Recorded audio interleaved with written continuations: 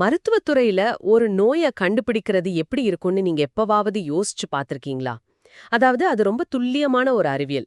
இப்போ உதாரணத்துக்கு உங்களுக்கு ஒரு எலும்பு முறிவு ஏற்பட்டிருக்குன்னு வச்சுக்கோங்க. உடனே ஒரு எக்ஸ்ரே எடுப்பாங்க. ஆமா, அந்த எக்ஸ்ரேல உடைந்த கோடு ரொம்ப தெளிவாவே தெரியும். கரெக்ட். மருத்துவர் அத சுட்டிக்காட்டி, இதோ இங்கதான் பிரச்சனை இருக்கு. இங்கிருந்து தான் வலி ஆரம்பிக்குது அப்படின்னு ரொம்ப சுலபமா சொல்லிட்டு போயிடுவார். கண்டிப்பா, அது ரொம்ப நேரடியான ஒரு விஷயம். எந்த ஒரு குழப்பமும் இல்லாத ஒரு கருப்பு வெள்ளையான யதார்த்தம்னு கூட சொல்லலாம். ஏன்னா, நம்ம எப்பவுமே கண்ணுக்கு தெரியற ஈஸியா வகைப்படுத்தக்கூடிய விஷயங்களை தான் அதிகமா விரும்புவோம். ஆனா மனிதர்களோட மனநிலை, அவங்களோட ஆழமான உணர்வுகள், அவங்க உள்ளுக்குள்ள அனுபவிக்கிற வலிகள், இந்த உலகத்துக்குள்ள நீங்க நுழையும்போது அந்த எக்ஸ்ரே இயந்திரம் முற்றிலுமா செயலிழந்து போயிடுது. உண்மைதான். மனித மனம் அவ்ளோ சுலபமா எதையும் வெளிக்காட்டிடாது. அந்த ஒரு தேடலைத்தான் இன்னைக்கு நாம பண்ண போறோம். இன்னைக்கு நாம ஆழமா அலச போற மூலப்பொருளோட தலைப்பு ஒரு ரகசிய சிரிப்பின் மௌன கணம். சில கவிதை வரிகள் மாதிரி தோன்ற இந்த சிந்தனை மனிதர்கள் தங்களோட ஆசைகளையும் கஷ்டங்களையும் வெளியே காட்டுற புன்னகையையும் எப்படி கையாள்றாங்க அப்படிங்கறத பத்தி பேசுது. ம் சிரிப்புக்கு எப்படி கணம் இருக்க முடியும்னு நீங்க யோசிக்கலாம். ஆமா, இந்த எளிய வரிகளுக்கு பின்னால் இருக்கிற மனித உளவியலோட இயங்கும் முறைய முழுமையா புரிஞ்சுக்கறதா இன்னைக்கு நம்மளோட நோக்கம். இந்த குறிப்பிட்ட வரிகள் மேலோட்டமா பார்க்க ஒரு கவிதை மாதிரி தெரிஞ்சாலும் உண்மையிலே இது மனிதர்களோட நடத்தை உளவியலையும், அதாவது பிஹேவியரல் சைக்காலஜி, அப்புறம் பரிணாம வளர்ச்சியையும் மிக துல்லியமா படம் பிடிச்சு காட்டுது. அட, கவிதைக்குள்ள இவ்ளோ அறிவியல் இருக்கா? கண்டிப்பா இருக்கு. நாம தினமும் பார்க்கிற கடந்து செல்ற மனிதர்களோட உணர்ச்சிகளை நாம எவ்ளோ தவறா புரிஞ்சுக்கிறோம் அப்படிங்கிறதுக்கு இது ஒரு சிறந்த உதாரணம். சரி, இதை கொஞ்சம் விரிவாக பார்ப்போம். எல்லோருக்கும் ஆசை இருக்கத்தான் செய்யும், ஆனா சிலரின் வாழ்க்கையில் கஷ்டம் அதிகமாக இருக்கும் அப்படின்னு இந்த வரிகள் தொடங்குது. ம், இதை கேட்கும்போது ஆமா, இது உலக வழக்கம்தானே அப்படின்னு ஈஸியா கடந்து போயிட தோணும். நான் இத பத்தி யோசிக்கும்போது ஆசைகளை ஒரு விதை மாதிரியும் கஷ்டங்களை ஒரு பாறை மாதிரியும் நினைச்சுக்கிட்டேன். ஓஹோ, பாறைக்கடியில விதை நசுங்குற மாதிரி சொல்றீங்களா? ஆமா, ஆனா அது கொஞ்சம் சினிமாத்தனமான ஒரு உருவகமா இருக்கும்னு எனக்கு தோணுது. அறிவியல் பூர்வமா அல்லது உளவியல் ரீதியா இங்க என்ன நடக்குது? நீங்க சொல்றது சரிதான். விதை, பாறை அப்படிங்கிற உருவகங்கள் வழிய புரிஞ்சுக்க உதவலாம். ஆனா உண்மையில மூளைக்குள்ள நடக்கிற செயல்முறைய அவைகள் விளக்கறதில்ல. அதாவது உள்ளுக்குள்ள வேற ஏதோ நடக்குதுன்னு சொல்றீங்க. ஆமா, இதுல ஆச்சரியப்பட வைக்கிற விஷயம் என்னன்னா, மனித மூளை ஆசைகளை எப்படி கையாளுது அப்படிங்கிறது தான். ஒரு ஆசை அல்லது இலக்கு உங்களுக்குள்ள உருவாகும்போது மூளையில டோபமைன் சுரக்குது. அது உங்களை அந்த இலக்கை நோக்கி செயல்பட தூண்டுது. சரி, அது இயல்பான ஒரு விஷயம் தானே? இயல்பான விஷயம்தான். ஆனா உங்களை சுற்றியுள்ள யதார்த்தம், வறுமை, எதிர்பாராத குடும்ப பொறுப்புகள் மாதிரியான கஷ்டங்கள் அந்த ஆசையை தடுத்து நிறுத்தும்போது அங்கே ஒரு மிகப்பெரிய அறிவாற்றல் முரண்பாடு உருவாகுது. அதாவது காக்னிட்டிவ் டிசனன்ஸ் அப்படின்னு சொல்லுவாங்க. ஒரு நிமிஷம். அறிவாற்றல் முரண்பாடு. அதாவது நம்மளோட உள்ளுணர்வு ஒண்ணு வேணும்னு துடிக்குது, ஆனா வெளியுலகம் அத சாத்தியமில்லைன்னு மூடிடுது. கரெக்ட், அதேதான். இந்த இரண்டுக்கும் நடுவுல நடக்கிற மோதல் தான் அந்த கஷ்டத்தோட உண்மையான சுமைன்னு சொல்றீங்களா? மிக சரியா பிடிச்சிட்டீங்க. மூளை எப்பவுமே ஒரு சமநிலையை தான் விரும்பும். ஆனா இந்த ஆசைக்கும் யதார்த்தத்துக்கும் இடையிலான இடைவெளி மூளைக்கு தொடர்ச்சியான அழுத்தத்தை கொடுத்துக்கிட்டே இருக்கு. ம், இது கேட்கவே ரொம்ப சோர்வா இருக்கே. உளவியல்ல இத அலுஸ்டாட்டிக் லோட் அப்படின்னு சொல்லுவாங்க. அதாவது நாள்பட்ட மன அழுத்தத்தால உடம்புலயும் மனசுலயும் ஏற்படுற தேய்மானம். அப்போ அந்த சுமைங்கிறது வெறும் மனசு சம்பந்தப்பட்டது மட்டும் இல்லையா? கண்டிப்பா இல்ல.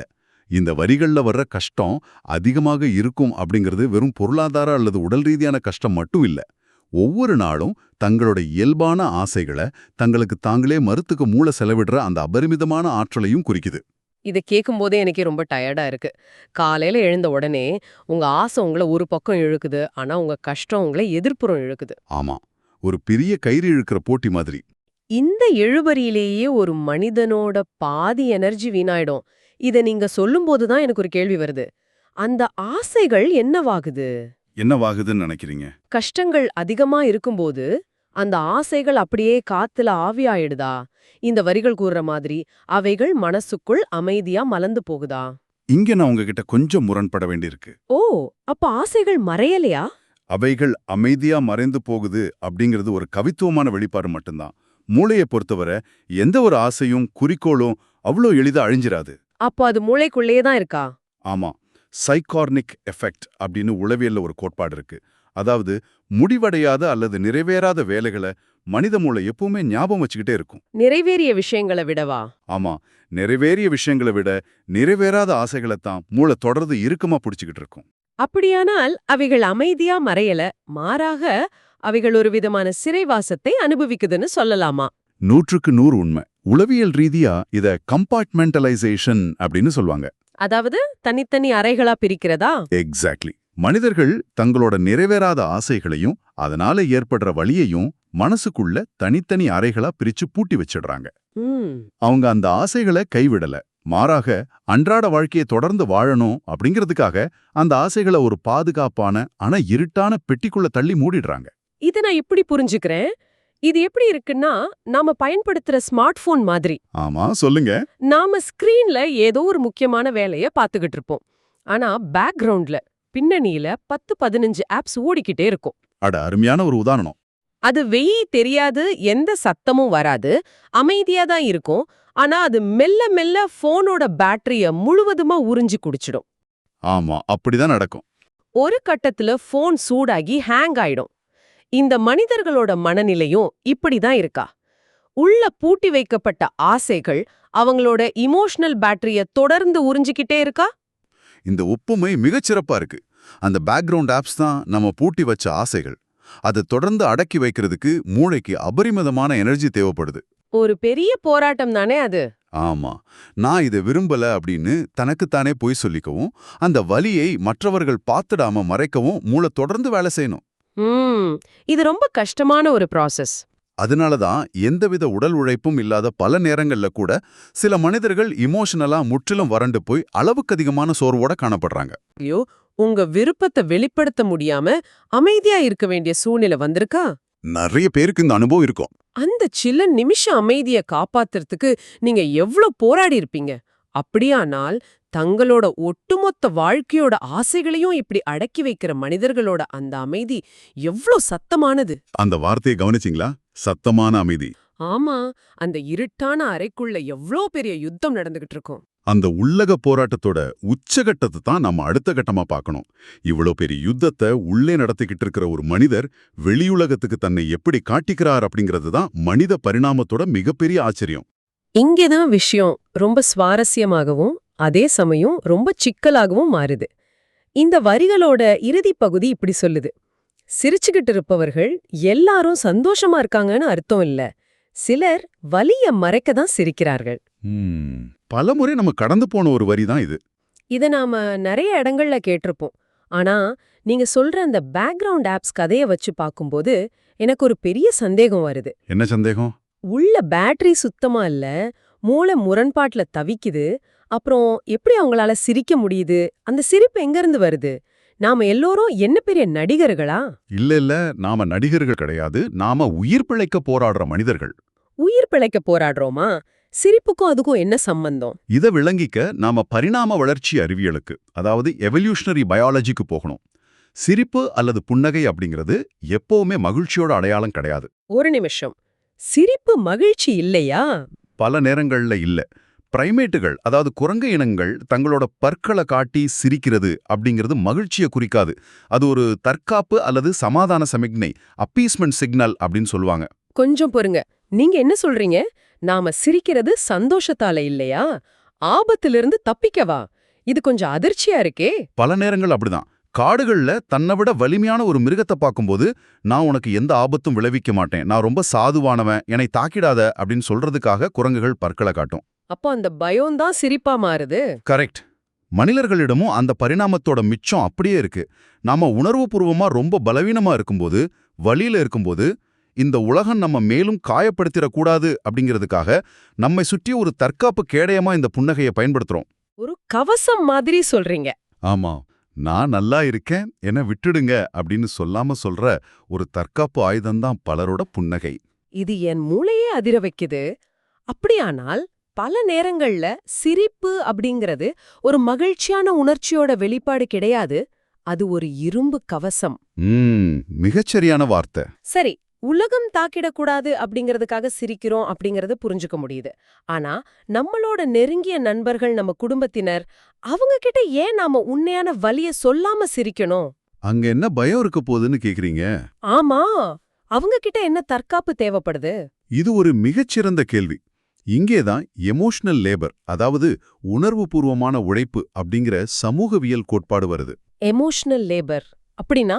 ஆர்லி ஹோக்சைல்ட் அப்படிங்கிற ஆலோசனுக்கவியலாளர் இந்த கருத்தை முன்வைத்தார். சில மனிதர்கள் மற்றவர்களுக்காக தங்களுடைய உண்மையான உணர்ச்சிகளை மறைச்சு போலியான உணர்ச்சிகளை வெளிப்படுத்துற வேலை இது. மற்றவர்களுக்காக தங்கள மாத்திக்கிறாங்களா? ஆமா, நாம நேசிப்பவர்களிடம் நம்ம வலிய சொன்னா அவங்க அதை பார்த்து கவலைப்படுவாங்க அப்படிங்கிற அக்கறையில தான் பலர் புன்னகையை அணியிறாங்க. அட கடவுளே! என் சுமை என் அன்புக்குரியவர்களை அழுத்தக்கூடாது அப்படிங்கிற ஒரு மிக உயர்ந்த ஆனா ரொம்ப வலி கொண்ட ஒரு தியாகம் அந்த புன்னகைக்கு பின்னாடி இருக்கு. ஆகா, இது உண்மையிலே மனசு உழுக்குது. அதாவது அவங்க 2 மடங்கு வலிய சுமக்குறாங்க. ஒன்னு தங்களோட நிறைவேறாத ஆசைகளோட வலி, மற்றொன்று அந்த வலிய தங்கள் அன்புக்குரியவர்கள் பாத்திரக்கூடாதுன்னு தொடர்ந்து ஒரு புன்னகைய தாங்கி பிடிக்கிற அந்த முகமூடியோட சுமை. சரியா சொன்னீங்க. அந்த முகமூடிக்கு எவ்வளவு எடை இருக்கும்? அதனாலதான் இந்த வரிகளோட தலைப்பு ஒரு ரகசிய சிரிப்பின் மௌன கணம் அப்படின்னு வைக்கப்பட்டிருக்கு. அந்த சிரிப்பு ஒரு கவசம் மட்டும் இல்ல, மற்றவர்களை காயப்படாம காக்கிற ஒரு தடுப்புச் சுவரும் கூட. இதனாலதான் உளவியலாளர்கள் இத ஸ்மைலிங் டிப்ரெஷன், அதாவது புன்னகைக்கும் மனச்சோர்வு அப்படின்னு அழைக்கிறாங்க. வெளிய பார்க்க அவங்க எப்படி இருப்பாங்க? இவங்க வெளியே பார்க்க ரொம்ப சகஜமா இருப்பாங்க. ஆபீஸ்ல கடினமா உழைப்பாங்க, நண்பர்களோட சேர்ந்து நகைச்சுவையா பேசுவாங்க, குடும்பத்தை ரொம்ப நல்லா பார்த்துப்பாங்க. அப்போ யாருக்கும் சந்தேகம் வராது. கண்டிப்பா வராது.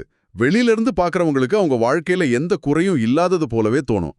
ஆனா உள்ள அவங்க ஒரு இருண்ட நரகத்துல வாழ்ந்துகிட்டு இருப்பாங்க.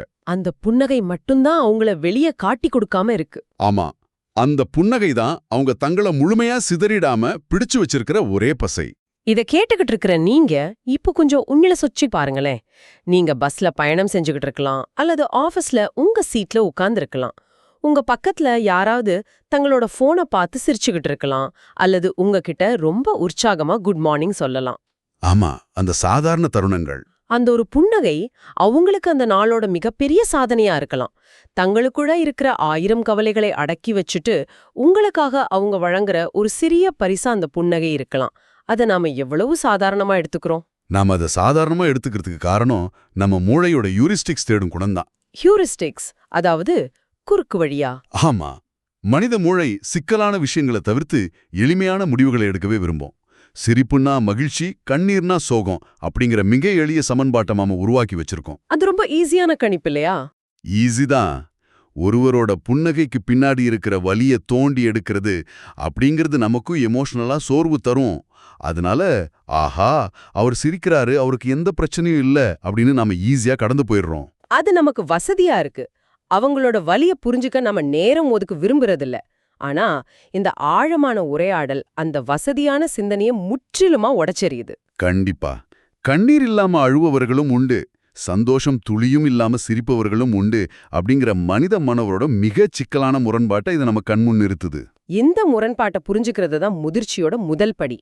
ஒரு மனிதரோட வெளித்தோற்றத்துக்கும் அவரோட அக வாழ்க்கைக்கும் இடையே ஒரு மாபெரும் அகழி இருக்கு அப்படிங்கறத உணரும்போது நம்ம மனிதர்களை அணுகும் விதம் முற்றிலுமா மாறிடும்.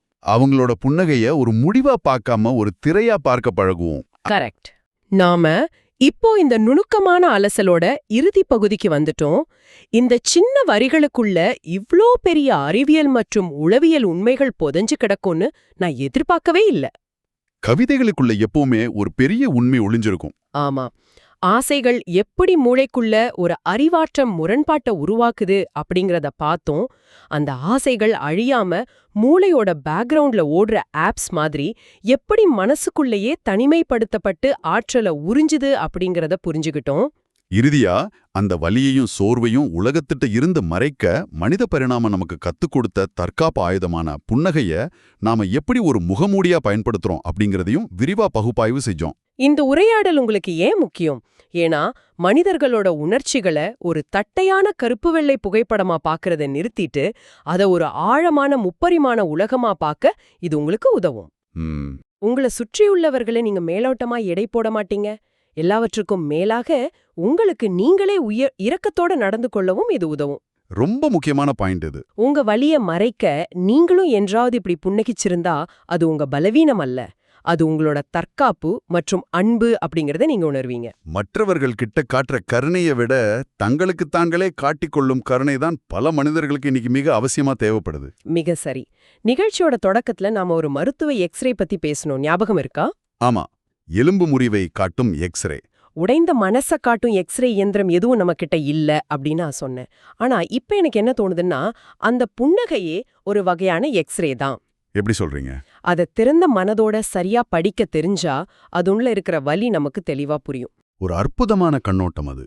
நாம பார்க்க தயாரா இருந்தா ஒவ்வொரு புன்னகையும் ஒரு கதைய சொல்லும்.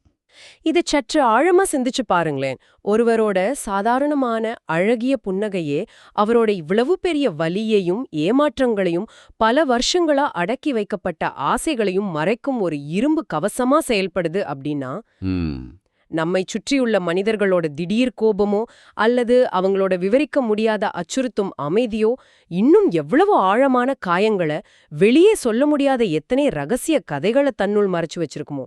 மிகப்பெரிய கேள்வி இது. அடுத்த முறை ஒருவர் உங்களை பார்த்து சிரிக்கும் போதோ அல்லது எந்த காரணமும் இன்றி மௌனமா இருக்கும்போதோ அந்த திரைக்கு பின்னால் இருக்கிற உண்மையான மனிதனை பார்க்க முயலுங்கள். சிந்தித்து பாருங்கள். மீண்டும் ஒரு புதிய தேடலுடன் சந்திப்போம்.